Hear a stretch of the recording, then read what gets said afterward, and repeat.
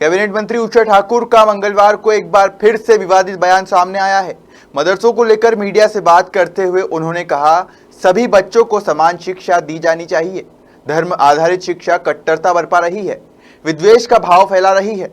सारा कट्टरवाद और सारे आतंकवादी मदरसों में पले बढ़े हैं। मध्य प्रदेश में विधानसभा उपचुनाव की जंग के बीच एक बार फिर हिंदुत्व का मुद्दा गरमाने लगा है। शिवराज सरकार की कैबिनेट मंत्री उषा ठाकुर ने इंदौर में पत्रकारों से चर्चा करते हुए मदरसों को दिए जाने वाले शासकीय अनुदान को बंद करने की मांग की है। साथ ही इस दौरान उन्होंने कहा कि आज तक जितने आतंकवादी हुए सब मदरसों से निकले हैं। जम्मू कश्मीर को आतंकवाद की फैक्ट्री बनाकर रख दिया था। ऐसे मदरसे जो राष्ट्रवाद से, समाज की मुख्य धारा से हमें नहीं जोड़ सकते, उन्हें हमें समुचित शिक्षा के साथ जोड़कर समाज को सबकी प्रगति के लिए आगे लेकर जाना चाहिए। कौन सी संस्कृति पढ़ा रहे बंधु? यदि आप इस देश के नागरिक हैं तो आप देखिए कि सारा कट्टरवाद, सारे आतंकवादी मदरसों में पले और बड़े हैं। जम्मू कश्मीर को आतंकवादियों की फैक्ट्री बना के रख दिया था।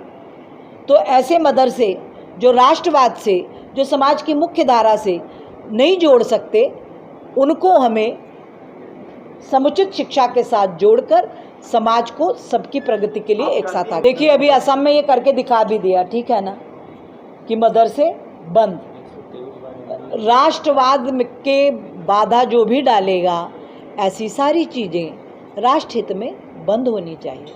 उषा ठाकुर ने कहा कि कमलनाथ ने कहा था कि मदरसे के इमाम को 5,000, मोइजीन को 4,500 रुपये देंगे।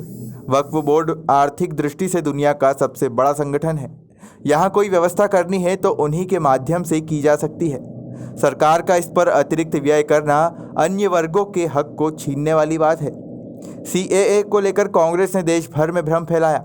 इन्होंने सारी हदें पार कर देश के वातावरण को खराब करने की कोशिश की। 5,000 और इमाम को 5,000 और मोइज़ीन को 4,500 रुपये प्रति माह देंगे।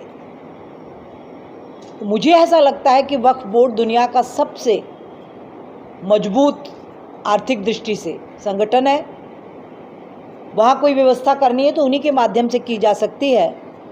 सरकार को इस पे अतिरिक्त करना, ये तो अन्य वर्गों के हक को छीनने वाली बात हो गई। और ऐसे कई सारे मुद्दे, इन बातों के लिए हम लोग जन जागरण के लिए मैदान में उतरे हुए हैं और प्रदेश के नागरिकों से पुरजोर अपील करते हैं कि ऐसे चेहरों को आप पहचानिए, ऐसे दिल दिमागों को चिन्हित कीजिए और 3 नवंबर को होने वाले चुनाव में इनको आईना दिखाइए कि देश की एकता, अखंडता, सामाजिक समरसता, यहाँ का ताना बाना, ये ही सर्वोपरि है। यदि ये सब सुरक्षित रहेगा, यदि ये अभेद्य कवच में बना रहेगा, तो भारत जगत गुरु बनने की ओर अग्रसर होगा।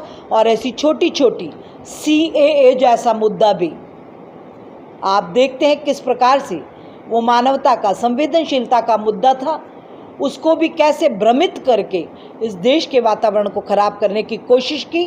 और तो और कांग्रेसियों ने सारी हदें पार की, उन लोगों के साथ मंच लगाई। बहरहाल विधानसभा उपचुनाव में महिलाओं के अपमान के बाद अब हिंदुत्व के मुद्दे की एंट्री हो गई है। फिलहाल देखना होगा कि उपचुनाव से शुरू हुआ सियासी उफान कहां जाकर ठहरता है। इंदौर से निखिलेश सोलंकी की रिपोर्ट।